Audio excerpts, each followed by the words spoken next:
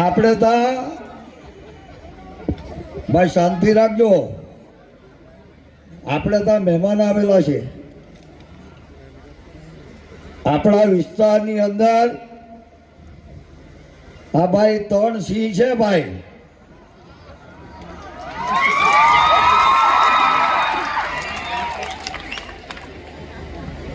આ 3 સિંહ છે ને તમારી વચ્ચે આવેલા છે.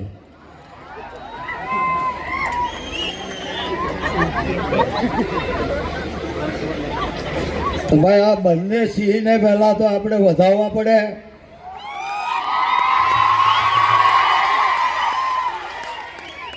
ભાઈ શ્રી ચેતરભાઈ અને આનંદભાઈ ને જોરદાર તાળીના ગણગણથી સન્માન કરો.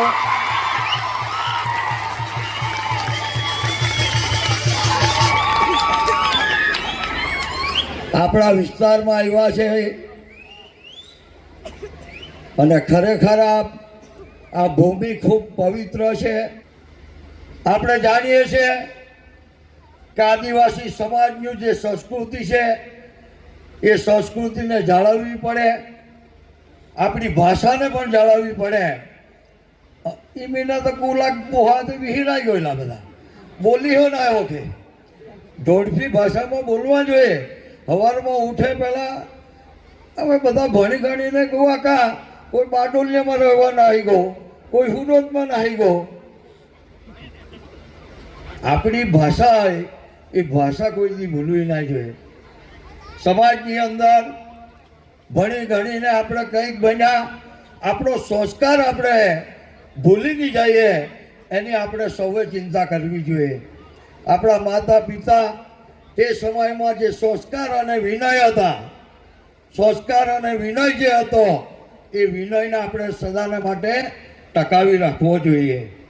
એને વિવેક, વિનય અને એનાથી અમે તો તમે ચૂંટીને મોકલેલા પ્રતિનિધિ છે. અમે સરકારમાં રહીને તમે જેટલું બને એટલું આદિવાસી સમાજ માટે શિક્ષણથી માંડી એને સર્વ પ્રકારે વ્યવસ્થા ઊભી થાય એવું કામ કરીએ. સર્વને શિક્ષણ પણ મળી રહે, એની સુવિધા મળી રહે, અનેક પ્રકારે એને સુવિધા મળે એવું કામ આપણે બધા થઈને કરતા હોઈએ છીએ. મારા ચૈતરભાઈ અને આનંદભાઈ, હું તો સરકારમાં રહેલો એટલે મારે સરકારમાં રહીને કામ કરવું પડે. જ્યારે અને આનંદભાઈ અને ચૈતરભાઈ એ હાંભે એટલે હાંભે પડીને કામ કરવું પડે. એટલે અમે બધા તમારા સમાજના માટે જ્યાં જ્યાં જરૂર પડે તેવી વ્યવસ્થા ઊભી કરવાનું કામ અમે કરતા હોઈએ છીએ. ત્યારે અમારી ફરજ બને છે. તમે અમને ચૂંટીને મોકલેલા એટલે ચૂંટાઈને પ્રતિનિધિ સૌ કોઈની રીતે કામ કરતો હોય છે. એટલે કોઈની વાદ વિવાદમાં પડતો નથી. આપણે સૌ સાથે મળીને સમાજનું જ્યાં જ્યાં જરૂર પડે ત્યાં આપણે સાથે એક અવાજે રહીને કામ કરીએ. એ જ અભ્યર્થના તમારી પાસે હું રાખું છું. અત્યારે ડૉક્ટર પ્રદીપભાઈએ એક આદિવાસી સમાજનો ઉદ્યોગ મેળો કર્યો.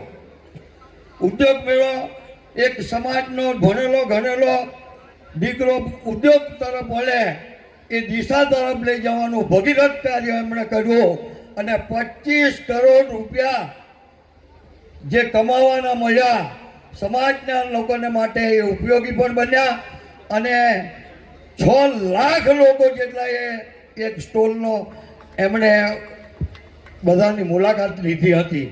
તો એમને પણ આપણે ધન્યવાદ આપીએ. અને ફરી પાછો હું કહું છું કે જ્યાં જ્યાં સરકારમાં મારી જરૂર પડે આ પ્રદીપભાઈ લોકો મારી પાસે આવે જ છે. હું એમને જ્યાં લઈ જવા પડે ત્યાં હું એમની સાથે લઈને જાઉં છું. અને જ્યાં જ્યાં જરૂર પડે ત્યાં સરકારમાં અવાજ ઉઠાવવો પડે તો અમે ઉઠાવતા જ હોઈએ છીએ. તો વધુ સમય ન લેતા આપણે સાંસ્કૃતિક પ્રોગ્રામ પણ જોવાના છે. બધા જ સાંસ્કૃતિક પ્રોગ્રામને એક એમણે ખૂબ તૈયારી કરી છે. એમને આપણે નિહાળવા આવ્યા છે. તો એ કૃતિને 5,000 રૂપિયા મારા તરફથી આપવાનો છું. તો દરેક કૃતિઓ છેલ્લે મારી પાસે આવે એમને પ્રોત્સાહિત કરીશ. અને જો ભાઈ આ આયોજક મિત્રોને પણ તાળીના ગણગણથી વધાવો. એમને પણ કંઈ મુશ્કેલી હોય તો અવશ્ય આવા પ્રોગ્રામ કરે અને મારી પાસે આવે તો હું અવશ્ય એમને જે મદદ કરવી પડે એ અવશ્ય હું કરીશ.